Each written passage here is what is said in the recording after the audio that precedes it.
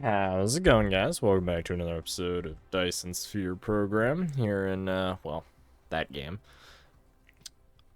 Hope you guys have been enjoying the series so far. If you guys have, you guys know what to do. Smash that thumbs up button, as it really does help out the channel. And if you have any questions, comments, or concerns about any of the builds I'm doing, definitely leave that down below. I did see the comment about repositioning the EM rail ejectors in order to give them a better position, also not putting them on a planet that does have a gas giant that pretty much blocks them for, well, a good chunk of their firing arc. That is fine. I kind of realized that I think what we might end up doing is positioning them on a planet such as, say, either Beta Arundi 1 or Beta Arundi 2. Probably 1, as nothing would ever be in its way, and it would have a direct, basically, path into Beta Arundi, the star. As for kind of our next progression, I'm wanting to fix the power grid. As you can see, I craft out a ton of windmills. Not the best long-term solution. That is why I'm working towards a mini fusion power plant. But in order to do that semi thing, we need deuterium fuel rods. We could also use hydrogen fuel rods. But for what we need the deuterium, but that's going to require deuterium. And so between the two, we can either force craft it or we can have a chance of generating it. And so we're going to go through the chance of generating it. So I went ahead and set up through a little bit of research, I discovered that something along the lines of this should work. I have no idea how well it's going to work, but we're going to see how well it's going to work. So our outputs are going to go here. Cap. And then just something like, and then go. Cool. And then we need a little bit of hydrogen. So our current production of hydrogen is from this build we did earlier in this series. It's generating us fuel oil and hydrogen. We have a minor stockpile of it, not a lot, but, and kind of a way to burn off excess is we're using these generators here, which help supplement our power grid, which is good. So what we're going to go ahead and do is we're going to take a spigot of hydrogen right here. There is another method we might switch to eventually for the fuel / hydrogen production. So if we look at, where is it? This one, X-ray cracking. Basically, we take a little bit. Basically, we take the output from this plasma refining and we stick it into X-ray cracking, and we are able to then generate 3 hydrogen and 1 graphite. And then that gives us, I mean, more hydrogen than what we're currently producing, but we do need the fuel oil for other things, so mainly plastic. I don't know if it's something worth doing or not. If it is, let me know, and I'll look into building something for it. Otherwise, we'll just stick to our, not ghetto production of hydrogen, but just different production. Alright, and then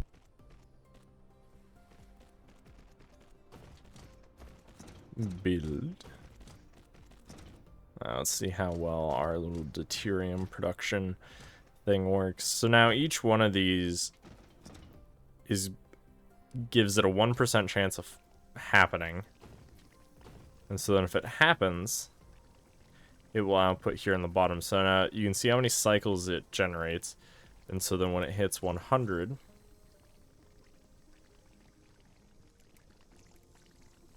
so okay, so in theory, yeah, I'm gonna say it should exist. So as you can see here, so as each one produces, see how it decays? Basically, that's what percentage we've generated over the course, right? So this just tells us how, like, what percentage of this fraction we've generated. So as this number, or as the numerator increases, in theory, the percentage will have grown. And so right now it's only a very small statistical sample, so that's why in this case it's 1.3% of the time we're getting a deuterium. But eventually, right, so if we took an infinite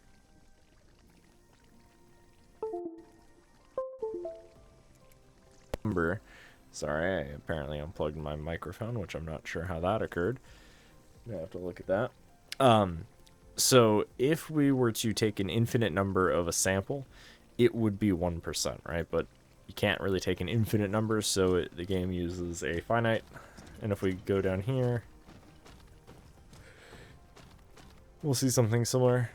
So effectively, it is going to continue cycling the hydrogen. So eventually the systems should build back. So most of the time, we pretty much aren't ever going to lose hydrogen. So this system doesn't really consume it in the same way that other systems would. We're just continuously generating it out. And so you can see that by hovering over. See how it says 2,500, 2,700? That's just how many cycles are running through it, or how many blocks of hydrogen, right? So we can run a lot of hydrogen through it, and eventually we can hit the max. And so each of these cells, if you will back all the way up, and we'll be able to generate a fair amount of deuterium, which is what we're going to need to create our deuterium fuel rods. Now, eventually, as we kind of go through, we can use the ray receivers, and as we research better, we can get more power from all those solar cells we generated. So I'll probably move the EM rail injectors over to Beta Arundi 1, and then set up a interstellar logistics station there, and then basically ship solar cells there for us to deploy. And then we'll use the ray receiver to basically get all the energy we need, and then we'll use satellite substation to basically provide power over a large area on the planet, and kind of go from there. But in order to do that, that's going to be something for a little, probably next episode. We're going to set up frame material production. But for today, I want to focus on trying to improve our fuel, well, not fuel, but power generation. And one way of doing that is going with the deuterium. Now, we could add some prolificator, but that's production that, I don't know, we'll look into. What are you, strange matter? I don't remember researching you. Yeah, whatever. So now that we have deuterium, we need to combine deuterium with magnets, which we have not, super magnetic rings. So let's go ahead and set up production of that. I'm trying to think, where can we set it up? Guess we could set it up right here. I don't have any.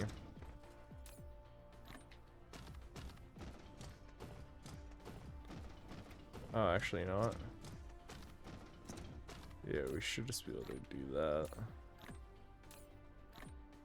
that. Let's not put 30 of those in there.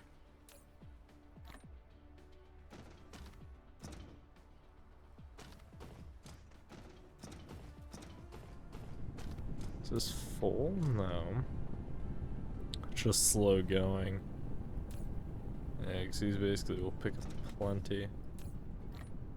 Okay. Okay, well, I'll get this iron moved, and then we can put down the production we need.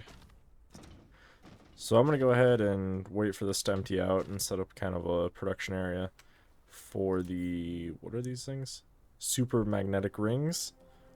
And then we can set up the fuel production and hopefully get some reactors set up. I do have 5, and each one will generate 15 megawatts compared to the 2 megawatts of a thermal, so we should be able to generate 75 megawatts.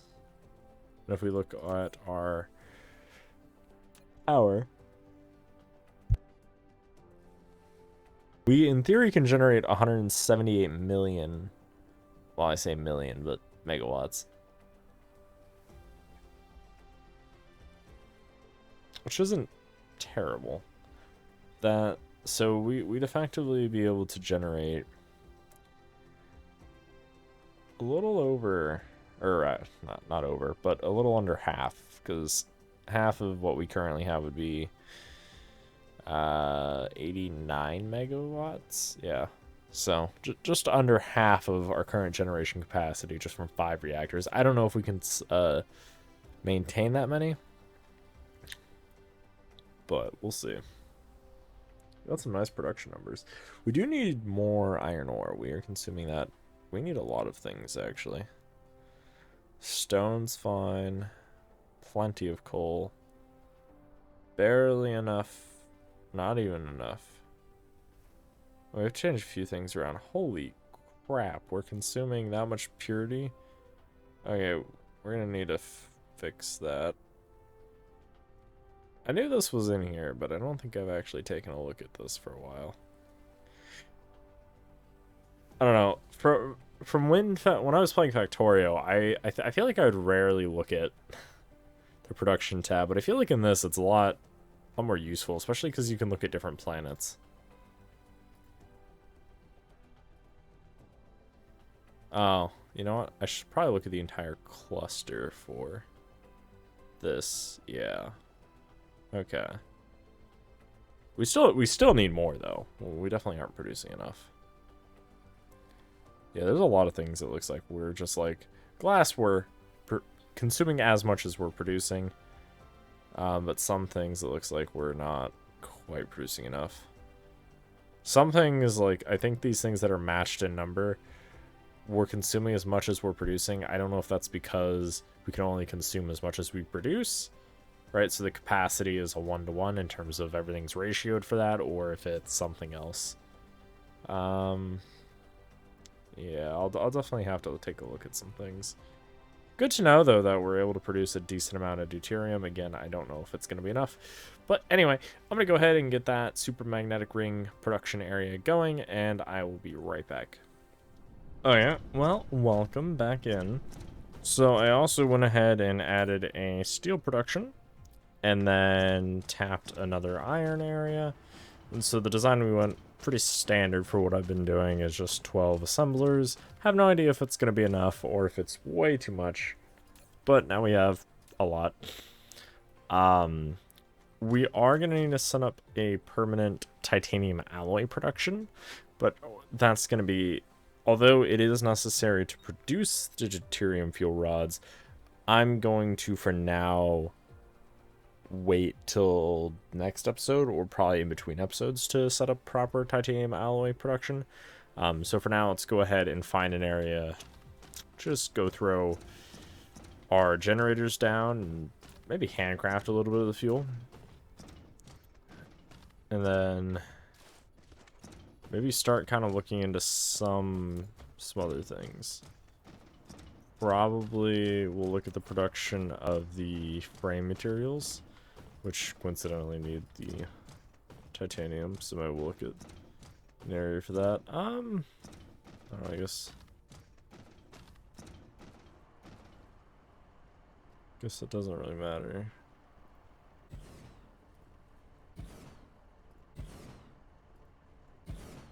We'll set something up like that.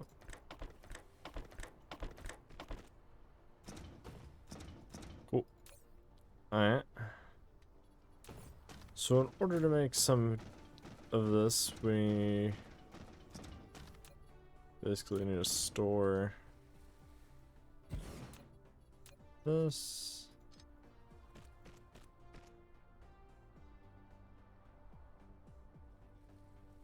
Go.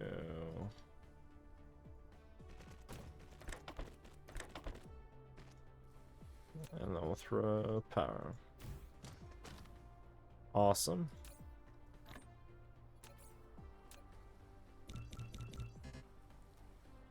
Cool. It's actually not as time consuming as I thought to set that up.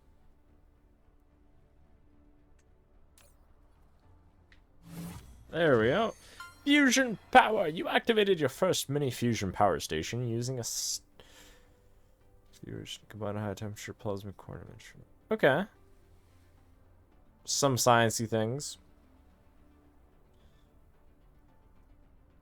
I mean, some of it works, yeah.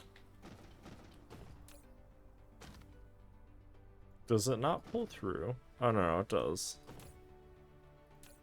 Okay, so it only pulls if there's a little bit of excess, not a bunch.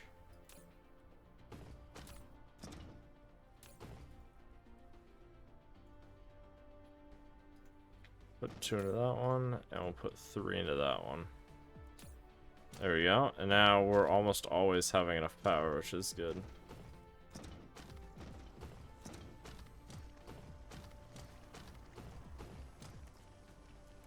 Yeah, so we can get these cycles up to 7,000. Almost over 9,000. Alright. So let's go take a look at our kind of chemical production area. More or less just to kind of see where we could stick some titanium. I guess we could throw... Let's go to the orbital view. So we could probably stick...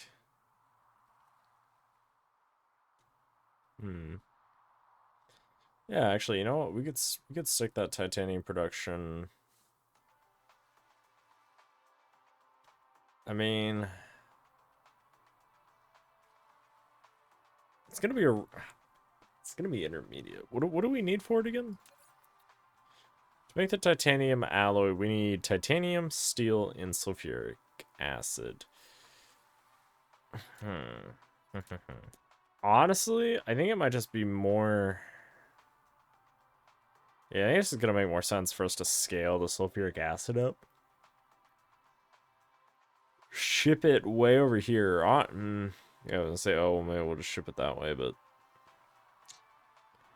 Yeah, we'll ship it over here. And then maybe we'll put the titanium right here, production. Or the titanium alloy. Because honestly, I mean, it is made, yeah, it's made in a smelter. So, yeah. Honestly, if it's made in a smelter, we'll do it over here then. So then we'll just route this sulfuric acid over, and then we'll probably plop it right in this area. So let's go ahead and get some landfill. Pave over this area. A, so we can get some more soil. B, so we can get some other things. We have quite... I gotta figure out what to do with some of this titanium. Why is there a random chemical plant here? I have no idea. But also another thing I'm going to work on in between episodes. Not only are we going to focus on setting up this titanium alloy, but also focus on getting... Where's my landfill? On setting up more reactors, just so that way we can hopefully try to like stabilize the grid more. And then I'm also gonna move the solar sails, just probably honestly to another planet.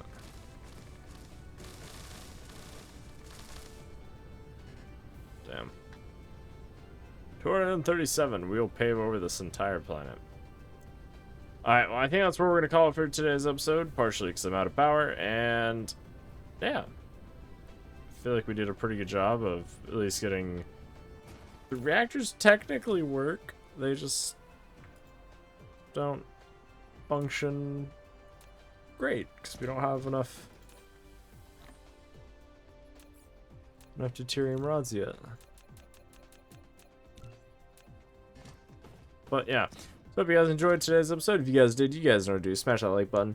If you enjoyed today's episode, if you have any questions, comments, or concerns about anything I did or things you might have seen in the episode, feel free to leave that down below. And if you guys feel like helping out the channel, please subscribe, as it really does help. And turn on the little bell notification so you don't miss out on any future episodes. And I will see you guys in the next one. Thanks for watching, guys. Have a good one.